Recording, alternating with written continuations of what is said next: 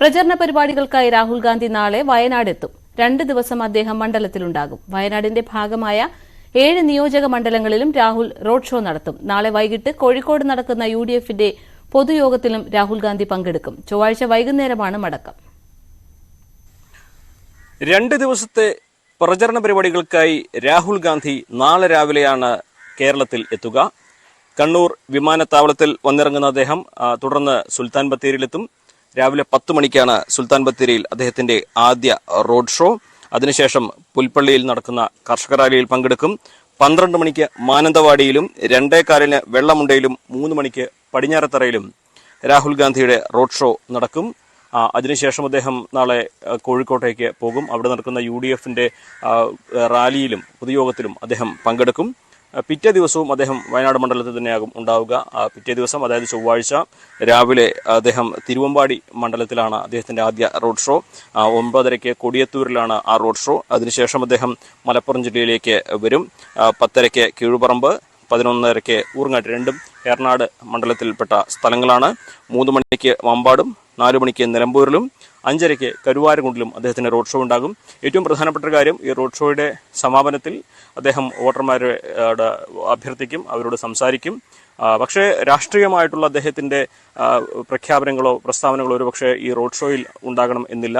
അത് കോഴിക്കോട് നടക്കുന്ന UDFന്റെ ആ യോഗത്തിൽ അല്ലെങ്കിൽ സമ്മേളനത്തിലായിരിക്കും ഉണ്ടാവുക എന്ന സൂചനകളാണ് നമുക്ക് ലഭിക്കുന്നത്. കഴിഞ്ഞ തവണ രാഹുൽ ഗാന്ധി വന്നപ്പോൾ ആ റോഡ് ഷോയിൽ UDFന്റെ ഒരു കക്ഷികളും കൊടികൾ ഉപയോഗിച്ചിരുന്നില്ല. അതേ രീതിയിൽ തന്നെ കൊടികൾ ഉപയോഗിക്കാതെ ആയിരിക്കും ഈ റോഡ് ഷോകളൊക്കെ എന്ന് കഴിഞ്ഞ ദിവസം KPCC acting president MM Hassan പ്രഖ്യാപിച്ചിരുന്നു. നമുക്കറിയാം, അത് കോൺഗ്രസിന്റെ കഴിഞ്ഞ മുൻ അനുഭവങ്ങളിൽ നിന്നും ലഭിച്ച ഒരു ദീർഘവീക്ഷണത്തോടെയുള്ള നടപടി തന്നെ വേണം കരുതാൻ. കാരണം മുസ്ലിം ലീഗിന്റെ പച്ച പതാക അത് ഉത്തരേന്ത്യയിൽ BJPയും മറ്റുള്ളവരും പ്രചരിപ്പിക്കുന്നത് പാകിസ്ഥാൻ പതാക എന്ന തരത്തിലാണ്. അപ്പോൾ അത്തരത്തിലുള്ള പ്രചരണങ്ങൾ കഴിഞ്ഞ തവണ കോൺഗ്രസിനും രാഹുൽ ഗാന്ധിക്കുമൊക്കെ ഉത്തരേന്ത്യയിൽ വലിയ തിരിച്ചടി ഉണ്ടാക്കിയിരുന്നു.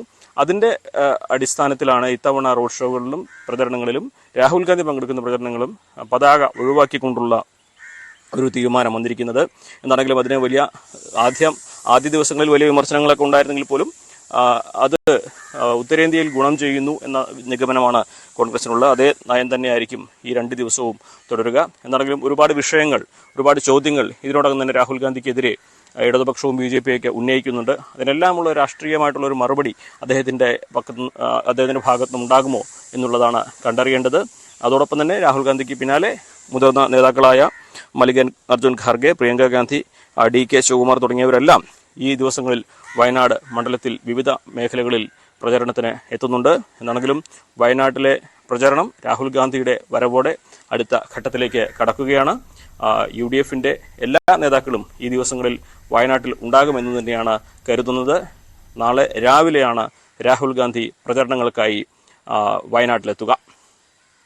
വയനാട്ടിൽ നിന്നും CV അനുമോദ്, ന്യൂസ് 18.